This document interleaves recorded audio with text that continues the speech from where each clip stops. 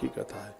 शिव अनादि अनंत हैं, जब कोई नहीं था तब शिव थे, जब कोई नहीं रहेगा तब भगवान महादेव ही रहेंगे। जलधारा शिव प्रिय, भगवान शंकर एक चुल्लू भर पानी से प्रसन्न हो जाते हैं। हर हर महादेव बोल करके एक लोटा जल उनके ऊपर चढ़ा दें और भगवान महादेव इतने में राजी हो जाते हैं। वैसे तो आप मंदिर में जाते हैं तो चने की दाल लेके जाइए, चना नहीं चने की दाल, साबुत मूंग लेकर के जाइएगा, काले तिल लेकर के जाइएगा, हो सके तो सिंगाड़े का हलवा लेकर के जाइएगा, भस्म लेकर के जाइएगा, पीले चंदन में रंगे हुए चावल लेकर के जाइएगा। चावल से धन बढ़ता है, मूंग की दाल से परिवार, मूंग साबुत से परिवार बढ़ता है। परिवार में झगड़े कले नहीं होते, पति पत्नी में बड़ा स्नेह होता है, बाप बेटे में बड़ा स्नेह होता है। यह साबुत मूंग का प्रभाव है। इसी शिव पुराण में लिखा है, ग्रंथ मेरे सामने। जो भगवान महादेव को गेहूं, गोधूम कहते हैं संस्कृत में, गेहूं से उनकी पूजा करता है।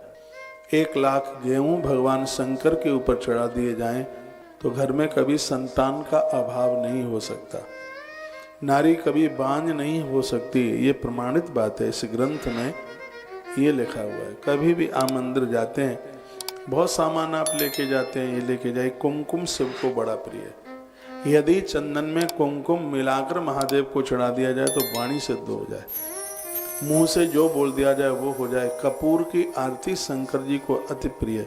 और याद रखना, आप घर में आरती करें, बाहर करें, कपूर जलाए बिना कोई आरती पूरी ही नहीं मानी जाती।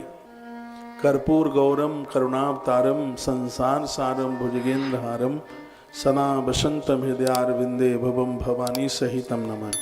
कपूर से भगवान की आरती क्यों की जाती है? वाणी नहीं कभी जा सकती। हमारी वाणी से, जिह्वा से कोई अपवित्र अशुद्ध शब्द नहीं निकल सकता। इस ग्रंथ में लिखा है कि भगवान के सन्मुख कपूर जलाने से घर में गूंगे और बहरे बच्चे पैदा नहीं होते। ये कपूर की महिमा है।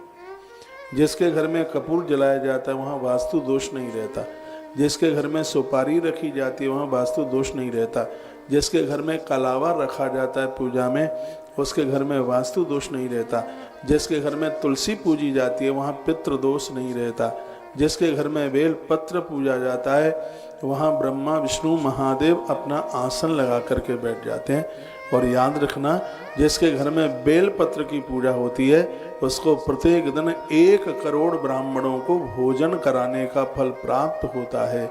ये महिमा बेल पत्र की आप सुनेंगे। बेल पत्र के द्वारा शिव की पूजा करते हो तो करोड़ बेटियों के कन्यादान करने का फल प्राप्त होता है। कोटि कन्या महादानम एक बिल्व शिवार्पण। आपने देखा, हमने आते ही बेल पत्र की पूजा करी, बेल वृक्ष की पूजा करी। यह बेल वृक्ष साक्षात शिव में है, साक्षात भगवान भोलेनाथ का स्वरूप है। आइए एक मानस की चौपाई के साथ मैं भगवान शिव को प्रणाम करता हुआ और मैं शिव महापुराण का महत्व है। बहुत जल्दी यदि कोई देवता प्रसन्न होता है तो वो भगवान महादेव है।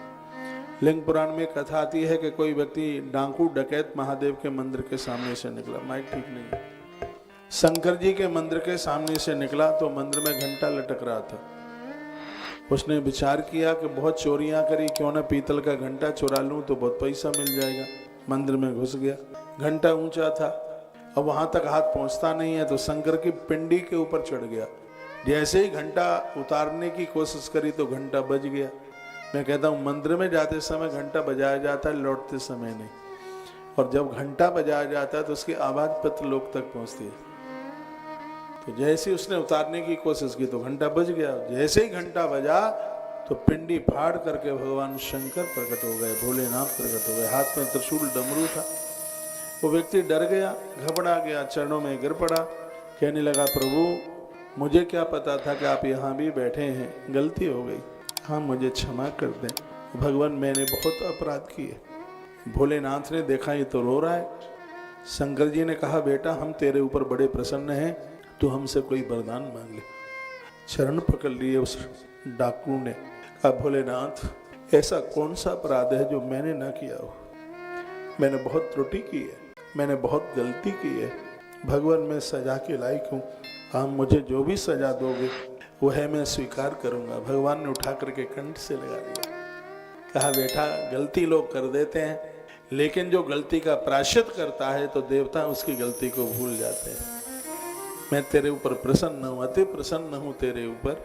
और अंत में वह भगवान का परम गढ़ बना हुआ है, भगवान ने उसके ऊपर बड़ी कृपा कर दी। तो ऐसे भगवान भोलेनाथ हैं जो शीघ्र ही रीझ